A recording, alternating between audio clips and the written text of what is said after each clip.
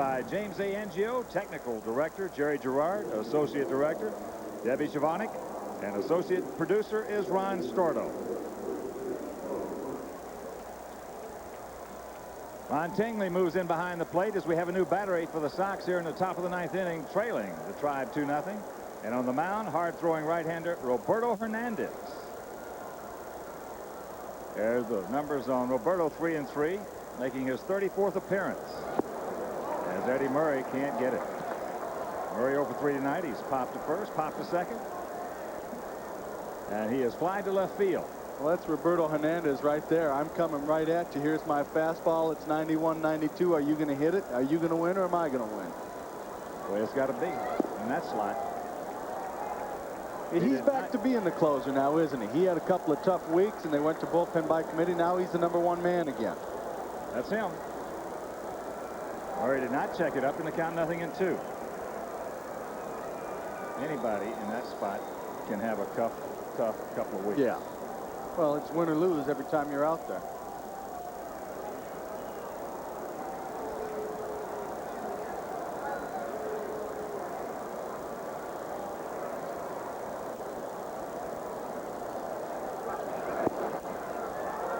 Just off the corner, 1-2.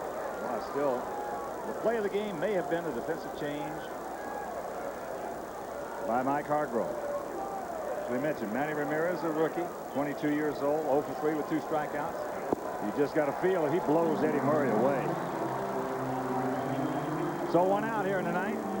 And Baseball Night in America is brought to you by Lexus. Luxury automobiles, the result of a relentless pursuit of perfection. By Diet Coke, this is refreshment. And by MetLife, get Met, it pays.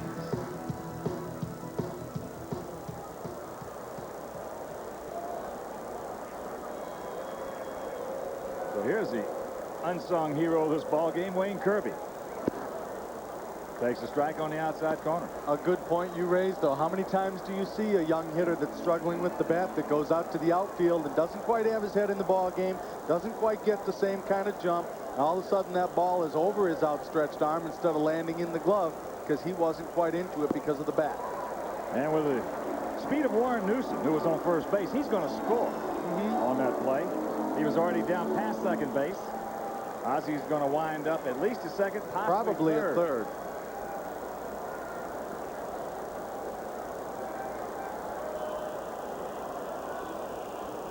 Here's the 0-2 pitch. Smokes that one foul. Watch out.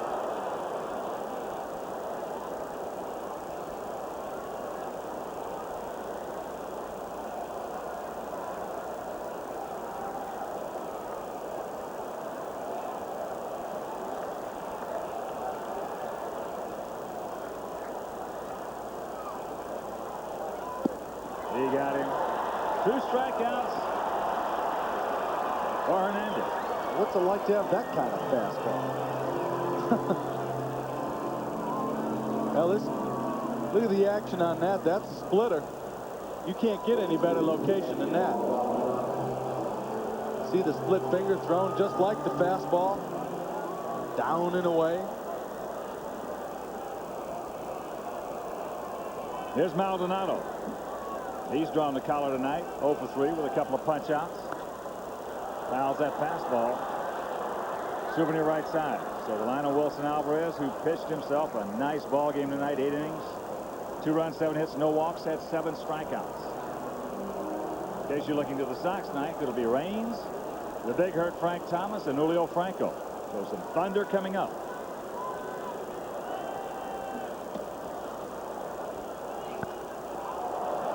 That's deep into right center field.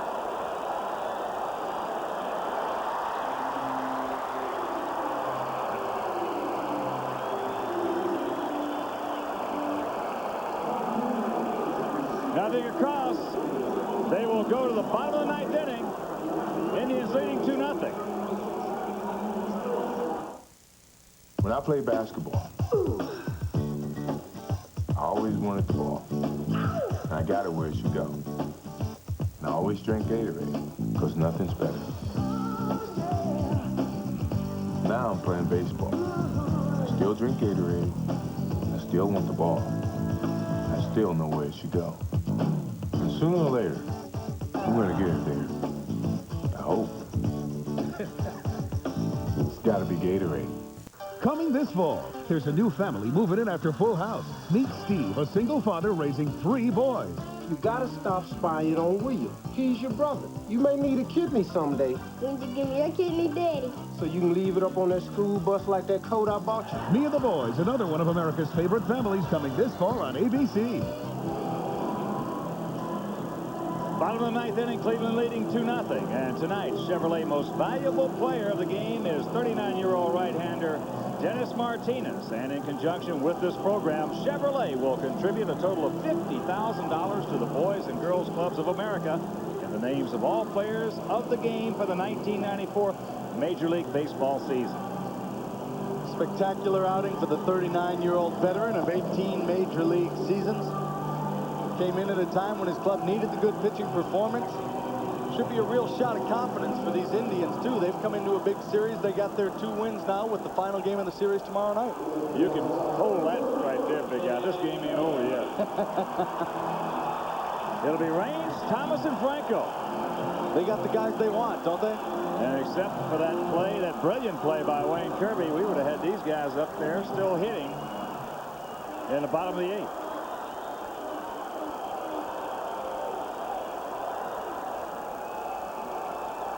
Certainly the play of the game. So here's Rock. He's 1 for 3, a double back in the 3rd.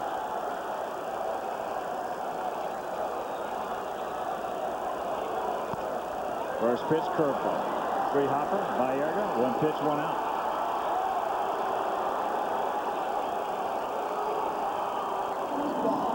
And let's check out our game summary. Hit streaks extended, locked into 16, Baerga to 13. Alvarez, a beautiful effort tonight. Meanwhile, in jeopardy of picking up his 5th loss.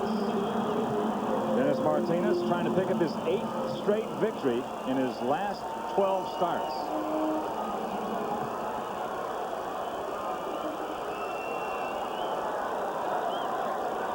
Here's Thomas. The big hurt, 1 for 3. A 6th inning single. Twice he has grounded to the scalp. Fastball high. He's throwing just as hard right now as he has at any point in the game. Not as hard as he used to earlier in his career, but certainly the same stuff he had in the first. He said that the key with Frank Thomas was keeping the 2 guys off base ahead of him. He's got him in the situation he wants now. There's a strike of beauty on the outside corner. Dennis Martinez dropping down a little bit more, giving a different look to Frank Thomas. Frank's only had 1 man on. That was Raines back in the 3rd with that double. And there were 2 outs.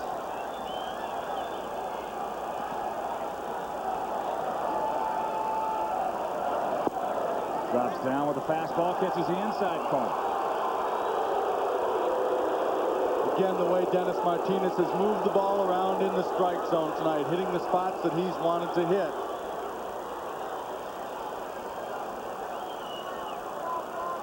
And we talked earlier about how good starters can be their best closer.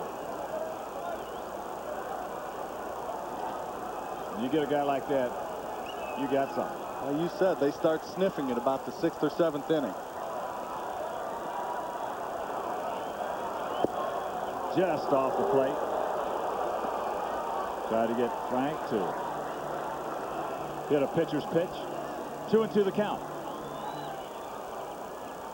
2-2 the count. You just threw him a fastball away. Do you go with the fastball in or the breaking ball?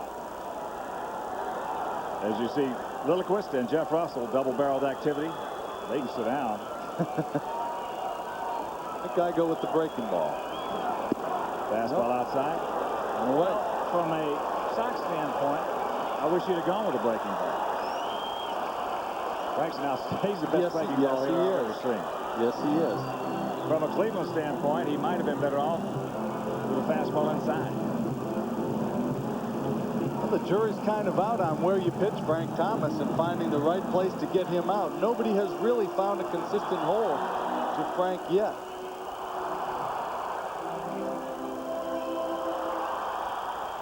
almost every hitter have 1 or 2 spots within their zone that you can pitch to consistently and get them out. And nobody has been able to find that spot real consistently with Frank Thomas yet. He's just a great mistake hitter, great breaking ball hitter. You Great make good pitches fastball on hitter. Frank, and he's still able to get you.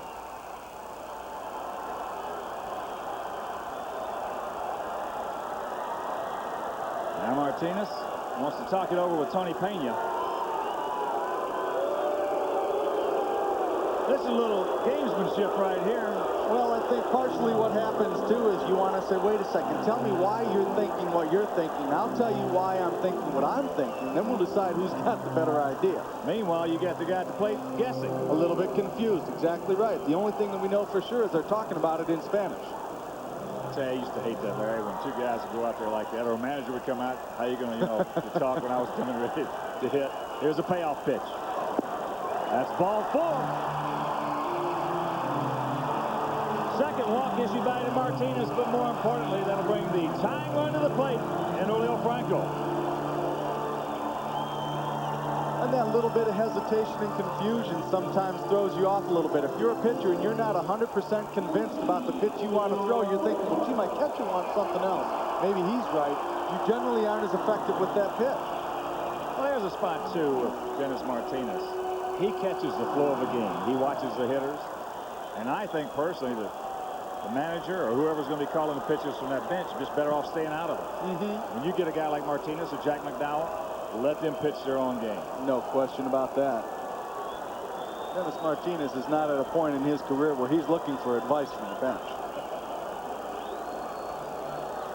Franco drew the only other walk issued by Martinez back in the second. He also has struck out and grounded to Vizquel. The ball hit into right field. Kirby playing in perfectly. Back near the track, makes the catch. And that's out number 2. But we still got some thunder coming to the plate in the person of Robin Ventura.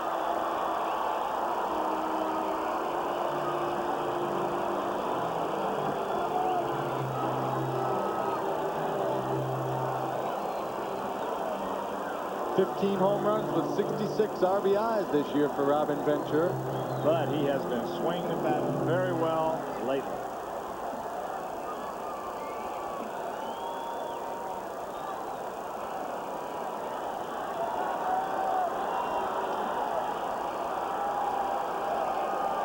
To the tune of 11 for 24 with 8 RBI in his last 6 games. That's low ball 1. Right here is a big count situation for Robin. Even though Dennis Martinez will not give in.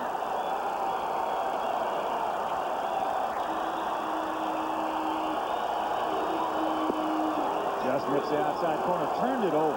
Good movement.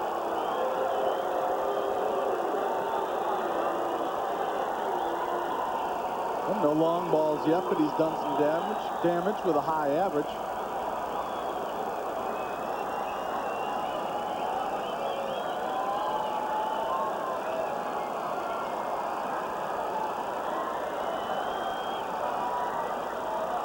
Eddie Murray playing way back behind Thomas.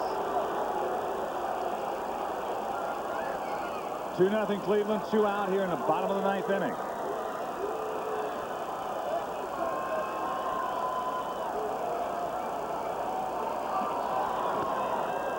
Another fastball he turned over.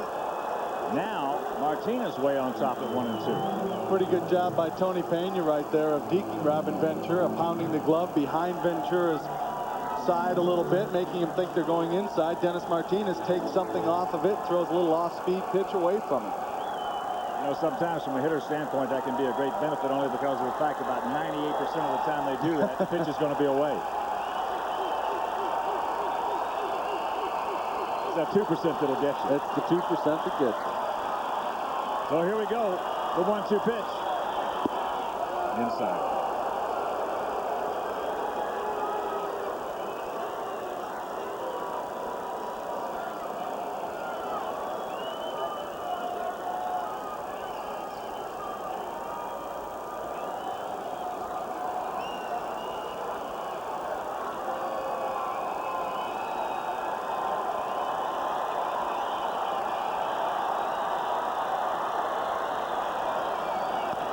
Change up, nice pitch. Baerga sucks it up over to Vizquel.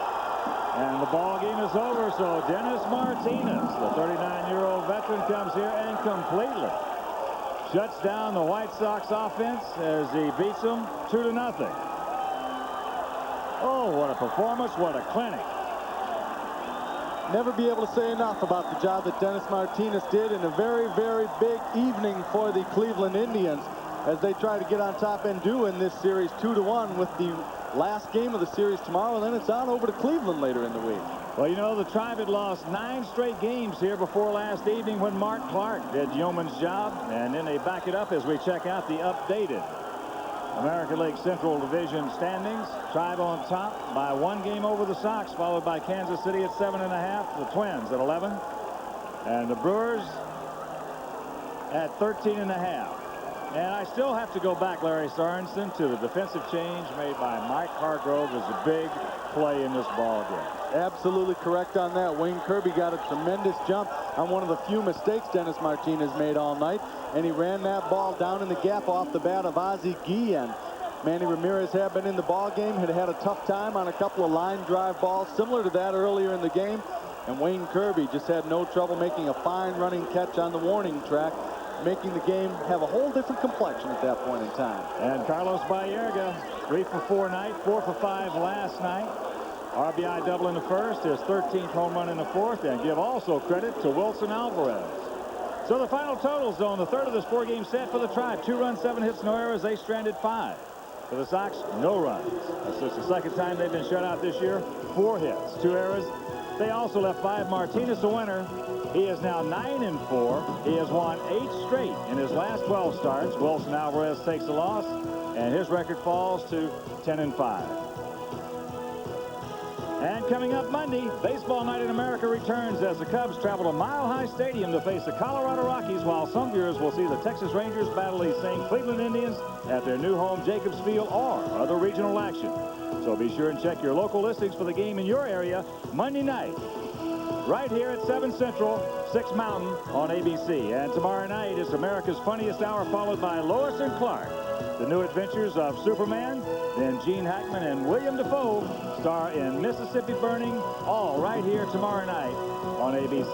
So Larry Sorensen, certainly enjoyed working with you. Looking forward to Monday night, big guy, as the Sox will take on the Detroit Tigers. But right here, the Cleveland Indians has taken a 2-1 lead in this 4-game set. Dennis Martinez shuts them out 2-0. So for Sorensen, this is Harrelson. Goodbye, everybody. 4 head-to-head meetings by the end of the weekend, and who knows how many games will be played after that. Chicago's Frank Thomas hit his 35th bomb last night and said, they can use all the corked bats they want, but I don't need a corked bat. That's why I work so hard in the off-season. Sounds like a good slogan for a sneaker commercial. Also, could be a shot at Albert Bell, who's homered in 3 straight games.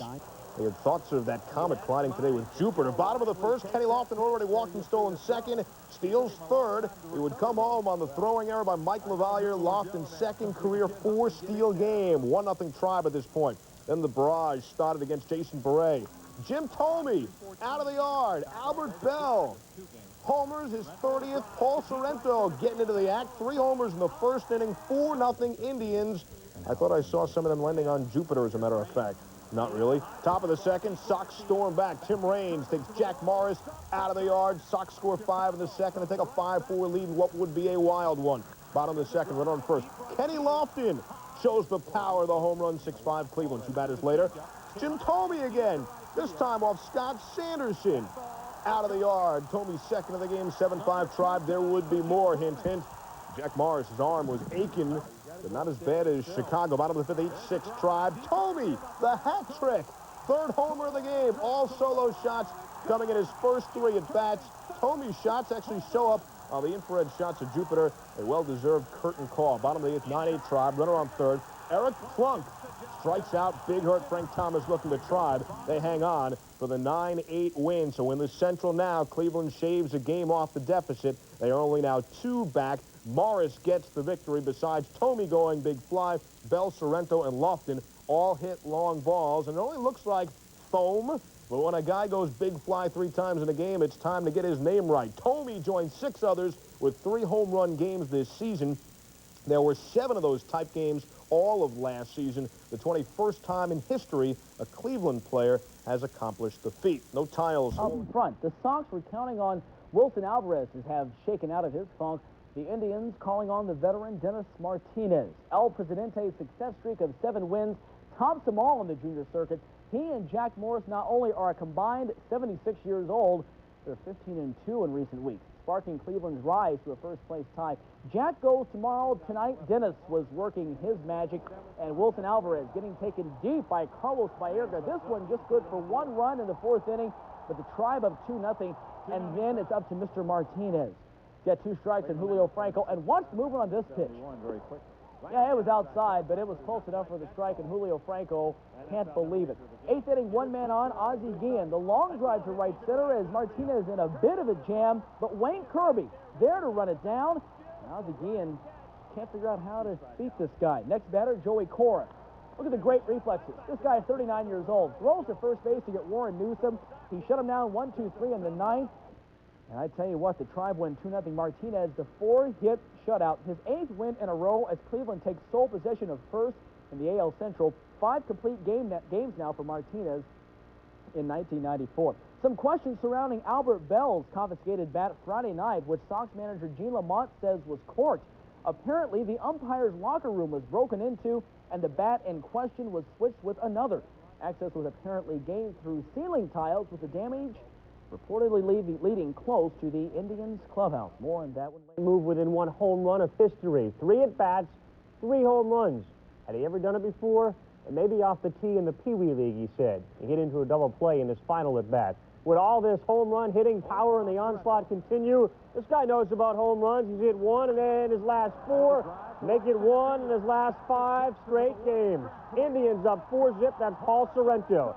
After that, singles became the hit of the day. Kenny Lofton, 3 hits, 365 average. Albert Bell, 2 hits, 353 average. The Indians are up 5-zip. Eddie Murray, his only hit, drove in Tomei, and the Indians had a 6-0 lead on the White Sox. Even Alvaro Espinosa, hitless in his last 16, the check swing looping single. What did Lindsey Buckingham say about trouble? And then he tells Frank, pipe check. Muscle something Frank needed today. Watch him hold up and spare what could have been a huge headache for Sandy Alomar. Could have been worse than a headache. Jason Grimsley tossing a shutout for 8 1/3. Protects the bagel by getting Jackson in a rundown.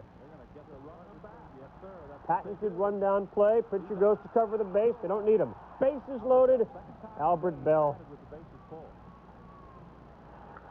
just smokes one up the middle. He had 4 RBI.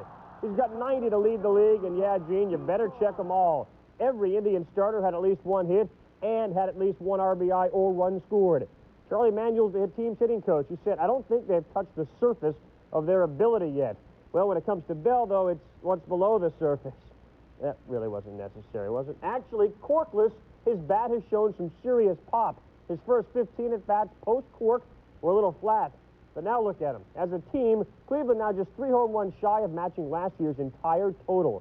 The Rangers in Toronto, Hector having the last laugh in the corked bat incident. Not only did Albert Bell etch his name in the franchise records Friday night by becoming the first Indian to hit 30 long balls in 3 successive seasons, but the Tribe put 6 total into the cheap seats, continuing a torrid tear against their bitter Central Division rivals, the Chicago White Sox. They tried it again today. Scott Rupcord tried to shut him down this afternoon. Robin Ventura, though, had other ideas. Base hit to right. Manny Ramirez comes up throwing in the 3rd inning and guns down the big hurt Frank Thomas. Thomas, though, has scored 99 runs this season.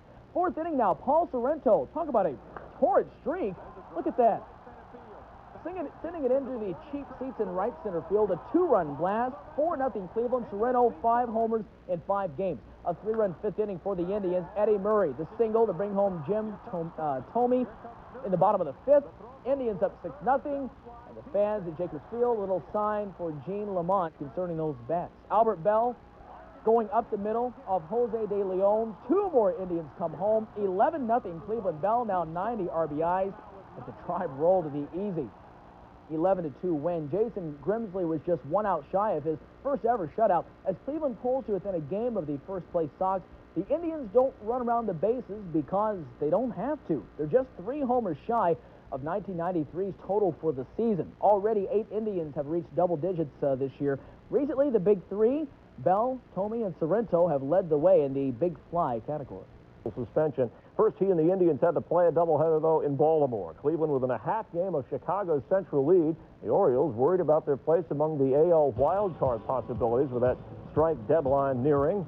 Eddie Murray is running. In the second inning, Mussina walks Paul Sorrento. Sandy Alomar up there with 2 on and 1 out. He gets a hold of one and launches it deep to left field. A 12th homer, a career high to give the Indians a 3-0 lead. And Jack Morris had his best stuff working. Rafael Palmeiro goes after the changeup, and then Jeffrey Hammonds almost loses his bat. Harold Baines does. A season-high 10 strikeouts for Morris. And Kenny Lofton. Once again, turning in an outstanding defensive performance. Brady Anderson with a little liner. Here comes Kenny. That's as good as out. 6th inning. Bell up there. Off Mussina, and get out of here. Straight away center. 6th homer in 9 games. 33rd of the season. 94th. Run batted in. The Indians take game 1, 7-2. Mussina, his first loss since the middle of June. Cal Ripken, 3 hits. He's up to 311 for the season. On to game 2 with the Indians and O's. Jason Grimsley loading the bases. No out in the bottom of the first. Facing Cal Ripken. Lines it to Espinosa, and they double up Palmeiro at first. Harold Baines walked to load him again. Chris Sabo with a pop to Eddie Murray to end the inning. Sid Fernandez working for the O's in the second. Former Oriole Eddie Murray. It's up there. It's up there. It is his 16th home run there. Albert Bell was on. And then in the bottom of the 6th, 3-2 Indians. McLemore singles to right. Ripken held up at third. Sabo doesn't stop at second. Eddie Murray comes over from first, and Sabo is gonna be out. More Murray in the 9th. Another home run. His second of the game. El Cid, the complete game loss, and the Indians take 2. First doubleheader sweep since 1990. Jason Grimsley winning his 3rd game, and Russell another save for Cleveland. The Indians with a chance to be in first place depending upon what the White Sox did. They were playing in Kansas City. Scott Ruffcorn in trouble in the second. Dave Henderson grounds to Ozzie Guillen. Ground ball. And he makes the play. Jose Lean runs through the stop sign. Comes around to score. The ball gets past LaValliere. Brian McRae scores from first, and the Royals have a 4-0 lead. In the 3rd inning, David Cone. Frank Thomas up there, bases loaded, and Thomas going to double toward the wall and right. He's been struggling in this series, just 2 for 15, but Guillen and Cora score. It's 4-2 Royals. Cone still not out of trouble, though, because Julio Franco, the next batter, but he got nothing and had to like it.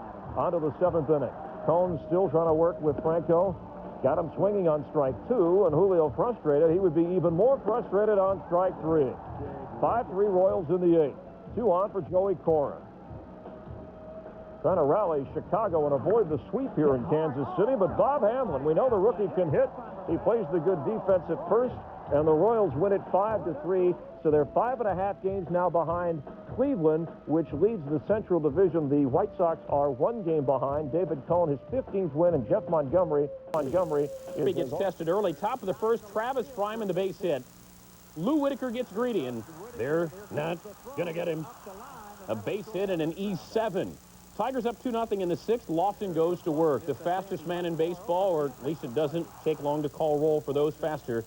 The base hit, wastes no time, takes second. And then Lofton is off and running. The break may have forced Mike Moore's delivery to go into the dirt. 55 and 56 stolen bases. Moore then throws it away. Lofton comes in. It's now 2-1 Detroit. That seemed to jumpstart the Indians. In the 7th, a man aboard for Paul Sorrento. Gone. 13th on the year. The Indians take the lead 3-2.